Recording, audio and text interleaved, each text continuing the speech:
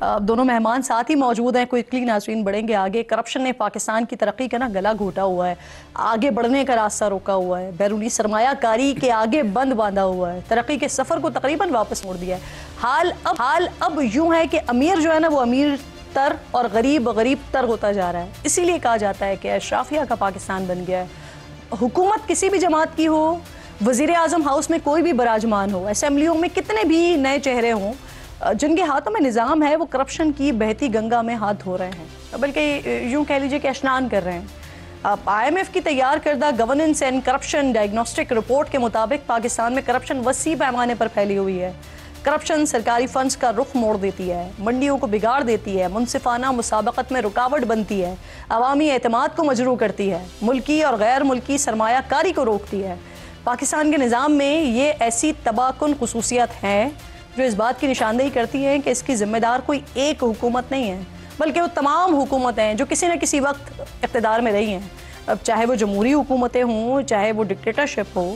اس report میں PTI دور میں چینی برآمد کرنے کی مثال دیتے ہوئے بتایا گیا ہے کہ کیسے طاقتور بااثر گروپس چینی, زراعت, توانائی جیسے شعبوں اور سرکاری اداروں میں کیے جانے والے فیصلوں پر اثر انداز ہوتے ہیں. اب PTI دور ہی کیوں, موجودہ دور کو ہی دیکھ لیجئے. BBC کے مطابق صرف اس سال چینی اسکینڈل سے شوگر ملز مالکان نے 300 ارب روپے کا منافع کمایا, اضافی منافع کمایا ہے. یعنی یہ وہ منافع ہے جو چینی کی مصنوعی قلت اور چینی مہنگی کر کے عوام کی جیبوں سے زبردستی نکلوایا گیا. 11 فروری 2025 کو جاری ہونے والی ٹرانسپیرنسی انٹرنیشنل کی رپورٹ کے مطابق کرپشن پرسپشن انڈیکس 2024 میں پاکستان 2 درجے تنزلی کے بعد 133ویں نمبر سے 135ویں نمبر پر آ گیا. 3 مہینے پہلے خواجہ آصف صاحب نے اگست میں انکشاف کیا کہ آدھی سے زیادہ بیوروکریسی پرتگال میں پراپرٹی لے چکی ہے, شہریت لینے کی تیاری کر رہی ہے, مگرمچھ اربوں روپے کھا کر آرام سے ریٹائرمنٹ کی زندگی گزار رہے ہیں. انہوں نے سابق وزیر اعلیٰ پنجاب عثمان بزدار کے ایک قریبی بیوروکریٹ کا ذکر بھی کیا تھا اور یہ دعویٰ کیا تھا کہ انہوں نے اپنی بیٹیوں کی شادی پر 4 ارب روپے یعنی 400 کروڑ کی سلامی وصول کی ہے اور اب آرام سے ریٹائرمنٹ کی زندگی گزار رہے ہیں. IMF کی رپورٹ کے مطابق ناظرین پاکستان میں کرپشن اتنی زیادہ سرایت کر چکی ہے کہ اس حوالے سے قابل اعتماد نمبرز دینا انتہائی مشکل ہے, لیکن اس کا اندازہ اس ریکوری سے لگایا جا سکتا ہے جو نیب نے 2023 اور 2024 میں کی ہیں, جو اربوں میں نہیں ہیں بلکہ کھربوں میں بنتی ہیں. جا کے نیب کی جانب سے ریکور کی گئی رقم اور اثاثوں کی مالیت تقریباً 5.3 کھرب روپے بنتی ہے. اور اگر اب اس کو آسان زبان میں ہم سمجھنے کی کوشش کر لیتے ہیں اور کروڑوں میں تبدیل کر لیتے ہیں تو یہ رقم 53,000 کروڑ روپے بنتی ہے. IMF نے صرف کرپشن سے پردہ نہیں اٹھایا بلکہ اصلاحات کے ذریعے اس پر قابو پانے کے لیے راستہ بھی دکھایا ہے. رپورٹ کے مطابق سرکاری اداروں میں خریداری کے لیے براہ راست ٹھیکے دینے کا نظام تبدیل کیا جائے. 1 سال کے اندر سرکاری لین دین کے لیے ای گورننس پروکیورمنٹ کا استعمال لازمی بنایا جائے. گورننس, احتساب اور دیانتداری میں بہتری لائی جائے. اصلاحات کا پیکج نافذ کیا جائے تو اگلے 5 سالوں میں معاشی ترقی کی شرح میں 5 سے 6.5% تک اضافہ ہو سکتا ہے. دانیال صاحب آپ سے ذرا آغاز کرتے ہیں, کیا یہ درست ہے کہ یہ IMF کی جو رپورٹ ہے سر یہ حکومت پاکستان کی درخواست پر تیار کی گئی تھی؟ بالکل جی, thank you for having me on the show. بالکل یہ جو IMF کی ڈائگنوسٹک رپورٹ ہے یہ بڑی امپورٹنٹ رپورٹ ہے, and one of the reason is that یہ رپورٹ جو ہے وہ آپ کے ایزی ورڈز بیماری کو آئیڈینٹیفائی کرنا, علاج کا آئیڈینٹیفائی کرنا اور کیا پروسیجر آپ نے آگے کرنا ہے یہ اس کو فریم ورک بتاتی ہے. یہ گورنمنٹ کی اس میں فل سپورٹ تھی, گورنمنٹ کی سوچ سے زیادہ اس کے اوپر میٹنگز ہوئی اور پیج نمبر 9 کے اوپر یہ بڑا کلیئر کہتا ہے, بتاتے ہیں کہ یہ میوچل کولیبریشن کے ذریعے یہ چیز ہو سکی اور یہ چیزیں کس طرح ڈائگنوسٹک کے بعد آگے لے کے جانا ہے اس کے اوپر بات کی. اس میں بہت زیادہ highlight no doubt was corruption, and corruption اس لیے کہ پاکستان کا آج بھی کور ایشو کرپشن اور انکمپٹنس ہے.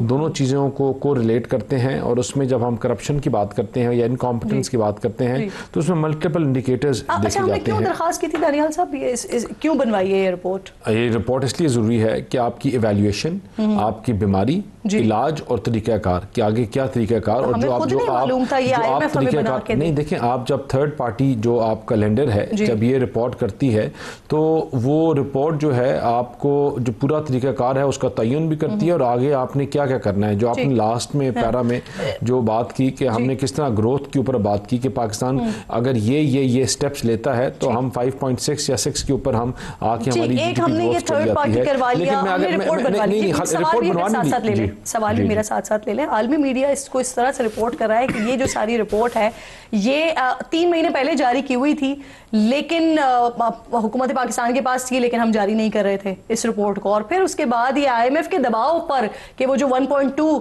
ارب ڈالر کی قسطوں کے لیے جو اجلاس ہونا ہے اس سے پہلے پھر IMF نے پریشرائز کر کے یہ رپورٹ جاری کروائی ہے. ایسا ہی ہے؟ نہیں بالکل بھی ایسا نہیں ہے. اٹ واز جس طرح میں نے پہلے کہا کہ یہ میوچلی اس کے اوپر رپورٹ تھی جو رپورٹ میں خود ذکر ہے یہ کولیبریشن کے بعد کی گئی اور اس کو جو شائع بھی ہے گورنمنٹ نے ہی کروایا. اور خاص طور پہ میں آپ کو بات بتاؤں کہ اس میں دیکھیں اس میں آپ سٹیپ وائز اگر جائیں تو آپ نے کی انڈیکیٹرز اس رپورٹ میں ہائی لائٹ ہوئے ہیں اور جو آپ کو بتا رہا ہے کہ گورنمنٹ کا کیا فریم ورک ہے. اگر پہلے نیگیٹیوز اور پازیٹیوز دونوں کو ہم ساتھ ایویلیویٹ کریں.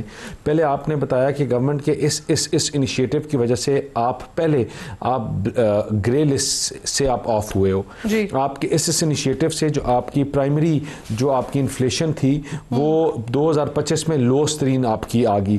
پھر آپ بات کریں ان سٹیپس کی وجہ سے پیج 10 میں کہہ رہا ہے کہ جو آپ کے گراس ریزروز جو ہیں وہ آج $10 بلین کے اوپر ہیں.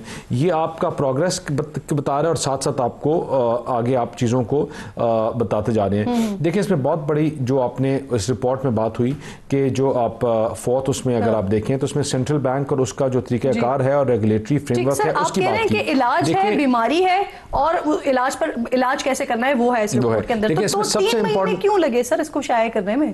تاخیر کیوں کی گئی؟ دیکھیں تاخیر نہیں کی گئی. I think every thing has a time and طریقہ کار اس کے بعد یہ کیے گئے. سب سے امپورٹنٹ جو چیز ہے وہ اس میں دیکھنے والی کہ آپ یہ ہیومن آپ کی کیا ریزن ہے کرپشن کی اور کس طرح بالکل اس کریں IMF نے کوئی شرط نہیں رکھی تھی اسے جاری کرنے کے لیے. کوئی شرط وغیرہ کوئی ایسی چیز نہیں تھی. ہیومن ایلیمنٹ جو ہے جس کو ہم ختم کرنا چاہ رہے ہیں ہم فرسٹ گورنمنٹ ہیں جو ڈیجیٹلائزیشن کے اوپر جا رہے ہیں. نہیں مائنس وغیرہ کچھ بھی نہیں ہوا. This report as it is there. Shahbaz Rana ایک صحافی ہیں وہ یہ دعویٰ کر رہے ہیں کہ 3 مہینے جو روکی گئی ہے رپورٹ تو پھر اس کے اندر سے کچھ پوائنٹس ہیں جو بڑے خطرناک تھے ان کو نکلوایا گیا ہے. کیا خطرناک پوائنٹ جو ایویلیویشن رپورٹ میں نے جیسا کہا نا ڈائگنوسٹک ہوتا کیا ہے کہ بیماری کیوں لگی ہے اس کا کیا علاج ہے اور ابھی جو علاج کرا رہے ہیں اس سے آگے بہتری ہوگی نہیں. یہ تین فیزز ہیں.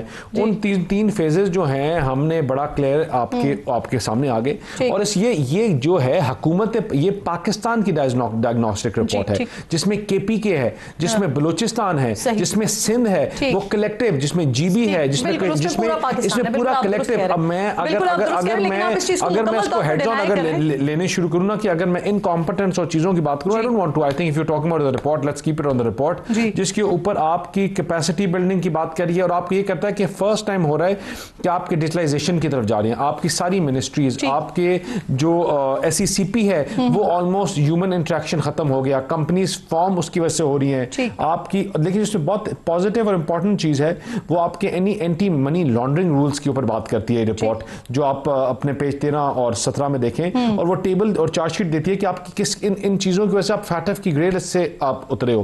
تو آپ کو ایک پروگریس دکھا رہی ہے ایک چیز دکھا رہی ہے کہ جس کی وجہ سے آپ بہتر کس طرح ہوں گے اور اس کو آپ کس طرح فالو کریں گے تو آپ بہتر کر سکتے ہیں. And I think we should دیکھیں as a country as we should follow it بڑے ریگولسلی کریں اور over the period of time ہم ان چیزوں کو ریکٹیفائی کر کے اس کو واپس ٹھیک کریں. صحیح. شفیع صاحب PTI اس سارے سسٹم کو کس طرح سے دیکھ رہے ہیں کیونکہ دیکھیں یہ جو مسئلہ ہے یہ جو کرپشن والا مسئلہ ہے یہ کسی ایک حکومت کا نہیں ہے. اسی میں یہ PTI دور کی مثالیں بھی پیش کی ہوئی ہیں سر. دیکھیں کل جو اس رپورٹ کا ذکر آپ کر رہی ہیں اور جس پہ کافی ڈیٹیل بات دانیال صاحب نے بھی کی تو یہ ایک چارج شیٹ ایک وائٹ پیپر ہے ان کی حکومت کے خلاف جس میں شروع میں پہلے تو بات یہ ہے کہ اس رپورٹ کو 3 مہینے کیوں روکا گیا. جب یہ رپورٹ شائع ہونی تھی تو کیوں اس کو نہیں روکا گیا؟ بالکل ہم اس کو کل مزمل اسلم صاحب کی اس پہ کافی بریف پریس کانفرنس بھی خیبر پختونخوا ہاؤس میں ہوئی ہے اور وہ سارے پوائنٹس ان کے سامنے رکھ دیے گئے ہیں. اس میں دیکھیں اگر یہ کہتے ہیں کہ جی یہاں پہ بڑے اچھے انڈیکیٹرز ہیں اور ہم بڑے اچھے سائٹ پہ جا رہے ہیں، تو دیکھیں یہ جو ہم ادھر باتیں کر رہے ہیں نا، اس سے عام عوام کا کوئی کام نہیں ہے. عام عوام یہ چاہتی ہے کہ مجھے دال سستی ملے، مجھے پیٹرول سستا ملے، میرا بچہ اچھے اسکول میں جائے، صحت میری اچھی ہو. تو آپ کمپیئر کر لیں کہ پچھلے گورنمنٹ میں جب ہماری گورنمنٹ تھی، اب ان کی گورنمنٹ ہے، تو ریٹس میں کتنا فرق ہے کہ پیٹرول اس ٹائم کتنے کا تھا، دال چینی کا کیا پرائسز تھی، سبزی کا کیا ریٹ تھا، آٹے کا کیا ریٹ تھا. یہ تو سیدھا سیدھا ان کے خلاف چارج شیٹ ہے. جو 5300 ارب روپے کی جو بات ہو رہی ہے کہ یہ صرف ایک حصہ ہے، اس میں یہ بڑا واضح لکھا ہوا ہے کہ 5300 ارب کی کرپشن کی جو تصویر ہے، یہ تصویر کا صرف ایک حصہ ہے. اور اگر آپ آگے اس میں دیکھیں تو ایک میٹنگ میں انہوں نے خود کہا تھا کہ جی 3 ڈیموں پہ 3300 ارب روپے لگتے ہیں. تو وہ پہ پیسے کدھر گئے؟ آپ کے ویسے وزیر تھے وہ جو کہہ رہے تھے کہ ہم آنے والی حکومت کے لیے خندقیں کھود کر جا رہے ہیں، وہ پیسے کدھر گئے؟ اس سے عام آدمی کو فائدہ کیوں نہیں ملا جب یہ کہہ رہے ہیں کہ جی انڈیکیٹرز اچھے ہیں؟ تو یہ جو ہے یہ رپورٹ IMF کی ہے، یہ چارج شیٹ ہے، یہ وائٹ پیپر ہے موجودہ حکومت. لیکن وہ کہہ رہے ہیں کہ اس کے اندر علاج بھی ہے اور اگر اس کو فالو کیا جائے تو معاملات بہتر ہو سکتے ہیں. پچھلے 4 سال سے ان کی حکومت ہے، علاج ہو نہیں رہا، مزید چیزیں بھی ابھی بلکہ 35 سال سے ان کی حکومت ہے. کچھ ہم باتیں سن رہے ہیں 28ویں ترمیم کے حوالے سے، اس میں اسمبلی مدت کے حوالے سے بھی بات ہو رہی ہے، نئے صوبوں کے حوالے سے بھی بات ہو رہی ہے. کیا کیا ہونے جا رہا ہے، کن کن چیزوں کی ضرورت ہے حکومت کو جس پہ امینڈمنٹ ہونی ہے؟ دونوں معزز مہمان میرے ساتھ ہی موجود ہیں. ایک چھوٹا سا بریک لیجیے، بریک کے بعد واپس آتے ہیں اور اس پر بات کرتے ہیں.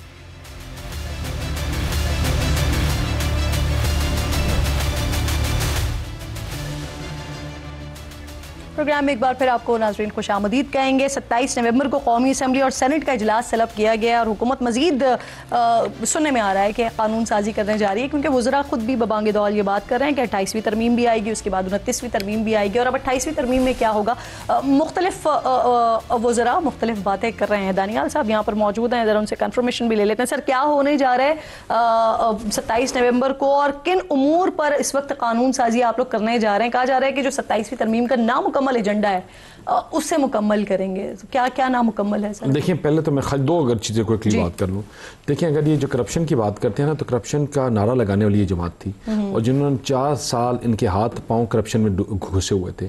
فرا بی بی، آگے آپ کی بشرا بی بی کے کس طرح لوگوں کو لگایا جاتا تھا، کس طرح ان کے لوگ کرپشن کے پیسے لیتے تھے، کس طرح پوسٹنگ ٹرانسفر یہ کرتے تھے، پیسے لیتے تھے. 13 سال سے حکومت میں بیٹھے ہوئے ہیں KP میں.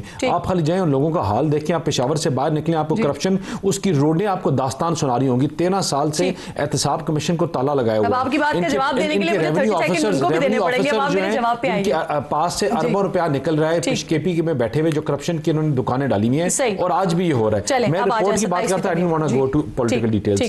دیکھیں آپ جو اگر ہم بات کریں 27ویں ترمیم کی، تو اس میں سب سے امپورٹنٹ 18ویں ترمیم کی جس کی جو اسپرٹ تھی، وہ سب سے امپورٹنٹ چیز تھی آپ کے NFC ایوارڈز طریقہ کار، جو اس رپورٹ میں بھی ہے کہ پیسہ دینے کا طریقہ کار. وہ 17 پیج نمبر میں بات کر رہے ہیں کہ آپ نے جو گرانٹس دیتے ہیں وہ آپ نے دینا. ہم اسی فریم ورک کو لے کے ہم بات کرتے ہیں. جو گرانٹس ہیں وہ رکنی چاہیے. اب آپ 27ویں ترمیم 28ویں ترمیم میں کیا کرنے جا رہے ہیں؟ دیکھیں 28ویں ترمیم یا 28ویں 29ویں یا کوئی I don't want to it is not کہ بھائی کہ آپ نے کوئی چیز کروانی ہے یا کرنی ہے.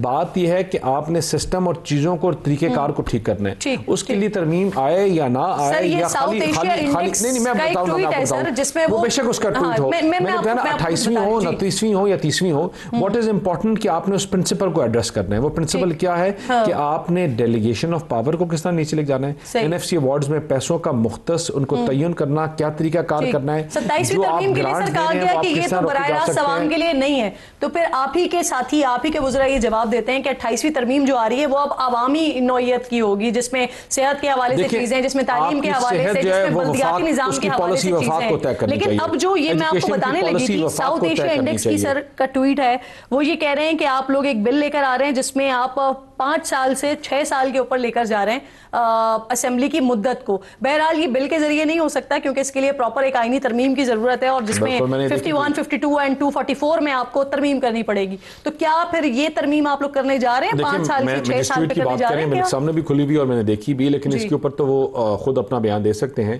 میں نے جس طرح کہا کہ میں نے آپ کو کیا کہا، دیکھیں 28ویں اور 29ویں جو ہے نا یہ نمبرز ہیں. ہمارے لیے اٹ موسٹ امپورٹنس کیا ہے کہ چیزوں کو کس طرح بہتر کرنا ہے.